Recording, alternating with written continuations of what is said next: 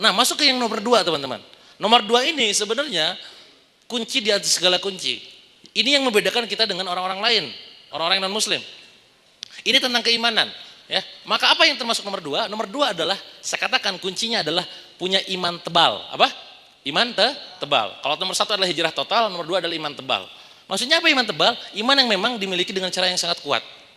Sekarang saya tanya kalian, siapa di antara kalian yang kondisi Islamnya, ya, itu sejak lahir? Sejak lahir? Oke, good. Pertanyaan saya berikutnya, siapa di antara kalian yang secara sengaja mencari tahu kenapa kira-kira saya Islam? Sengaja kenapa ya saya Islam? Yang sisanya enggak berarti. Wes pokoknya manutlah sama bapak gitu ya. Artinya kalau bapak Anda Islam, ibu Anda Islam, maka Anda Islam. Kenapa Anda Islam? Dah bapak saya gitu, ibu saya gitu. Oke. Kenapa bapak sama ibu Anda Islam dan nenek kakeknya gitu? Terus ketika luhur. Cenah, apa cenah-cenah? Artinya apa? Islamnya karena keturunan. Oh enggak, saya makan Islamnya enggak karena keturunan. Terus ini gara-gara pas waktu kecil itu guru ngaji ngasih tahu Islam itu agama benar. Kita harus masuk Islam dan segala macam gini. Berarti tetap cenah. Untung mereka ngaji, nah orang Islam coba nulain. Bobo Anda masuk yang lain. Benar gak? Nah, maka Anda perlu memecahkan permasalahan ini, teman-teman. Ya, memecahkan permasalahan kalau orang lain menyebutnya adalah simbol kehidupan. Dari mana kamu berasal? Dari mana? Contohnya? Dari Allah. Untuk apa? Untuk Allah, gitu kan? Untuk beribadah. Akan kemana? Ke Allah. Mudah mengucapkannya, teman-teman. Mudah mengucapkannya. Kenyataannya tidak demikian kadang. Kenyataan tidak demikian. Memisahkan agama dengan kehidupan. Di masjid mengadengkan ustadz, di luar mah beda deh. Beda deh ya apa ya, bebas biarin terserah gua. Hak asasi manusia, kamu jangan ganggu hak asasi saya. Ya, biarkan saya mengambil keputusan berdasarkan kemauan saya, gitu kan. Nah, kayak begitu. Nah, ini yang menjadi pertanyaan orang lain pada saat melihat pada saat saya waktu itu berhasil dalam tanda kutip ya Allah bantu ya menjelaskan hutang saya, teman-teman. Jadi banyak yang nanya, Kang Dewa, kok bisa sih 7,7 miliar bisa selesai 5 tahun? Ya, aku mah Kang 1 miliar aja empot-empotan, pusing. Kan? Wah, ada lagi yang lain. Jangankan 1 miliar, aneh 100 juta aja, stres kata dia. Ada yang kayak gitu mikirnya? Ada yang lagi yang bilang, jangan 100 juta, aneh 10 juta aja, frustasi katanya. Ya, antum mending 10 juta, aneh 1 juta doang, bingung gak bisa tidur katanya. Perhatikan. Ada yang lagi yang ngomong, antum 10 juta, 1 juta, aneh kasbon warung malas bayar. Antum Kang 7,7 miliar bukan utang antum kenapa tanggung katanya. Kenapa katanya? Mempertanyakan why.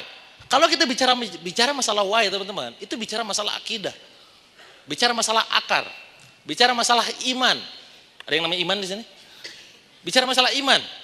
Alam taro kaifa daraballahu masalan kalimatan thayyibatin kasajaratin asluha sabil wa far'uha fis sama.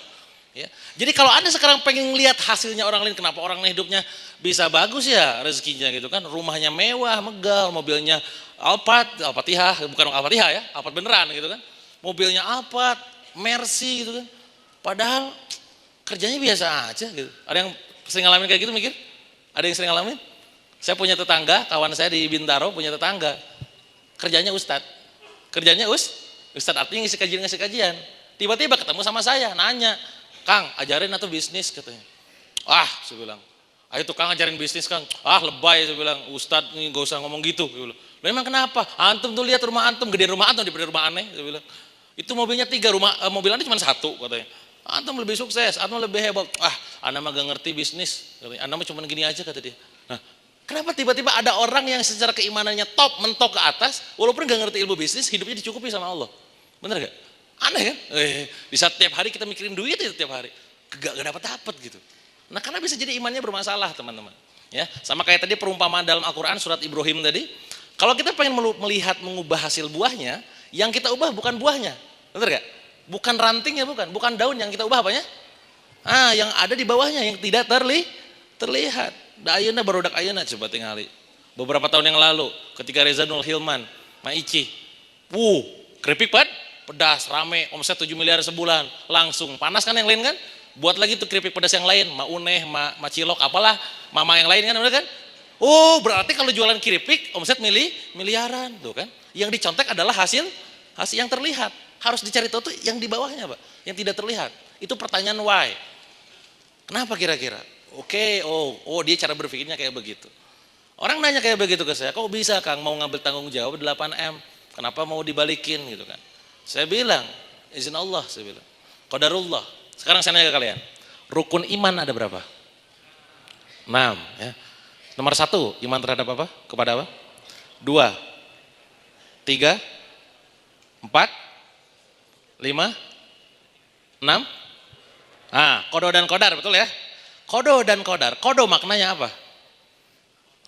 Ketetapan baik dan buruk. Artinya apapun yang terjadi sama kita ini hidup, ya selama hidup gitu ya. Kalau baik itu dari siapa? Kalau buruk? Oh, ketetapan kan? Oke, kita iman terhadap kodo dan kodar. Tapi kenapa pada saat kita terpuruk seringkali kita menyalahkan orang lain? Atas berdasarkan itulah teman-teman, akhirnya pada saat saya ditipu 8 miliar, saya ambil tanggung jawab. Saya mengimani ini adalah bagian dari skenario Allah, aku akan ambil. Tapi kan nggak salah, aku akan ambil. Salahku bukan di situ tapi di yang lain. Banyak dosa dan segala macam. Nomor 1 tadi, oke saya ambil. Terus kok bisa yakin Kang? Saya bukan yakin atas kemampuan diri saya teman-teman. Saya bukan yakin atas dasar skill saya, bukan. Saya yakin atas dasar keimanan kepada Allah. Jadi PD-nya itu bukan percaya diri. Banyak motivator bilang bahwa pada saat ikut seminar, saya pasti bisa. Betul ya? Saya pasti bisa, kita pasti bisa. Bisa naon Pak? Oh, bisa we lah pokoknya mah. Ditanya kumaha carana rieuh Pak. Mereka bisa menganggap diri bahwa aku tuh hebat karena kemampuan dia hebat Pak. Ini yang jadi masalah di kasus-kasus training motivasi. Ya. Harusnya pada saat ngomong kita bisa, bisa itu bukan bisa aku bisa. Bisa biizillah karena Allah. Aku punya Allah. Kun fayakun. Wah, bismillah gitu kan. Aku hebat, bukan sombong aku ngomong hebat. Pada saat ngomong hebat bukan sombong, karena aku iman. Iman terhadap apa? Surat At-Tin. Laqad khalaqnal insana fi ahsani. Sebaik-baiknya bentuk iman. Berapa keilmuan apapun, aku bisa beresin. Tuh. Awal-awal kita terkesan sombong, Mbak. Dan orang mulai nyinyir. Lah sombong lu, biarin, puas lu gitu. Nah, kan? Tapi pada saat ngomong begitu ini, ya aku ingin buktikan bahwa aku tuh orang hebat, aku tuh orang luar biasa. Dari sekian berjuta-juta, minimal 500.000 sel sperma, set gitu kan. Set kita menang Pak, 1. Nah pas udah lahir merasa citra diri jadi buruk. Aku mah gaptek Kang. Akang tahu nggak? Kue di kue lebaran, ya, warnanya merah. Kalengnya warnanya merah. Ngumpul, bapaan. Kue naon tah kira-kira. Ngumpul tuh kan? Nah pas dibuka kaleng itu bukan kue itu isinya Kang. Rengginang Kang.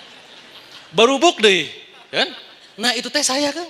Aku mah rengginang di kelengkongguan bubuk. Aku mah bukan siapa-siapa gitu kan. Dari situ aja udah masalah Pak. Masalah Anda adalah menganggap diri Anda rendah. Padahal Anda tuh luar biasa, ciptaan Allah tuh luar biasa gitu loh. Nah pada waktu itu saya bilang, bukan percaya diri saya bilang, tapi percaya dia. Percaya Allah bakal ngasih semuanya. Ya, dengan saya mengimani skenario Allah ini. Oke, bismillah. Aku merasa kita beriman betul? Kita menganggap diri kita beriman. Maka kita pun harus beriman terhadap surat Al-Ankabut ayat 2. Ahasiban nas ayyatruku ayyaqulu amanna wa hum la yuftanun. Kan? Apakah Anda mengira Anda sudah beriman sementara belum diuji? Kan? Berarti artinya apa? Kalau Anda sekarang mengaku diri beriman, maka siap-siap dengan ujian. Tapi atuh Kang, piraku gede pisan ujiannya ada 8 miliar sebulan lagi paling cuma 3 juta penghasilan. Kenapa tiba-tiba jadi 1 miliar? Nanggung utang orang tua misalkan.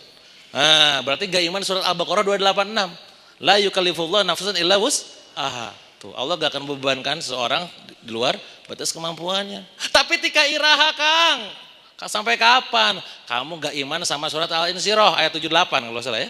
Fa innamal usri yusra, udah kesulitan ada kemudahan. Iman itu teman-teman. Tapi kumaha carana Kang? Ayo protes coba, perhatikan kan. Kumaha carana Kang? Ya gerak. Kumaha? Gerak. Gimana? Gerak. Dia diam mulu. Ingat, lu gak iman sama surat Ar-Ra'd.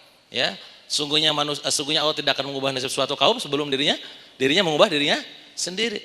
Innallaha la yughayyiru ma biqaumin hatta yughayyiru ma bi anfusihim. Oke Kang, aku mau berubah. Terus gimana caranya nih? Penghasilanku itu cuma 3 juta, utangku itu 1 miliar. Gimana ceritanya? Gak usah diceritain, Pak. Pasrah aja udah. Ya, bismillah sama Allah kan. Oke, berarti harus ada rezeki yang tidak disangka-sangka. Jackpot rezeki ini, kan? Maka iman surat At-Tolak ayat 2 dan 3. Wa may yattaqillah ja'alahu makhraja wa yarzuqhu min haitsu la yahtasib. Ya gimana kayak gimana? Oke, kamu harus nolong orang lain. Tapi kan aku tuh lagi susah, kenapa harus nolong orang lain? Mun arek oge urang nu ditolong tuh kan. Hayu protes. Betul. Itu teh kita, Pak. Bukan orang lain, itu kita. Oke, berarti kamu harus nolong orang lain. Kenapa? Surat Ar-Rahman ayat 60, hal jazaul ihsan illal ihsan, bahwa ketika kita nolong orang lain sebenarnya itu nolong diri kita sendiri. Tidak kebaikan kecuali dibalas dengan kebaikan. Tapi kan itu bukan salah saya mah ditipu, itu utang orang tua saya. Kenapa saya harus nanggung? Berarti enggak iman surat Al-Isra tadi dibaca juga sama Imam. In ahsantum li anfusikum wa in asatum fala. Nah ente kieu ayeuna bisa jadi dulu pernah punya dosa, cuman belum ditobatin. Astagfirullahaladzim. Nah kita tuh seringkali banyak tapikan teman-teman. Tapikan. Geus iman nih selesai. Iman udah cukup. Kang, coba bayangkan Kang, Akang dari tadi ngomongin hayo-hayo pengusaha. Ayeuna gaji saya tuh udah 8 juta Kang setiap bulan. Kalau saya resign, nanti gimana coba 8 juta? Tuh kan, nganggap rezeki sama dengan gaji sama dengan rezeki. Anda gak iman intinya, itu selesai udah, itu doang udah. Tong gitu tukang, udah geus teu bejaan teh. Kumaha sih? Paham maksud saya? Itu bicara masalah mental bicara masalah iman bicara masalah akidah gitu. Sudahlah, ya. Udah imannya beresin dulu. Maka di sini Anda perlu ngaji, ya perlu mengkaji, menyelesaikan perkara-perkara yang berhubungan dengan akidah tadi. Karena kalau ininya benar, cara berpikir dia bakal nyampe ke sana. Aku pengen sedekah banyak, aku pengen omset kita banyak, bukan karena omsetnya pengen banyak semata-mata sebenarnya. Aku pengen bisa sedekah banyak.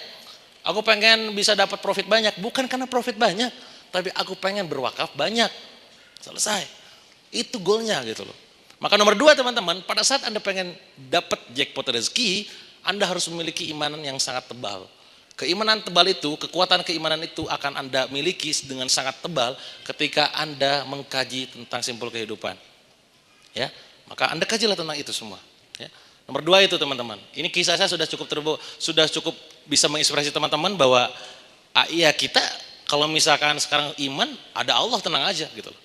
Bisa selesai.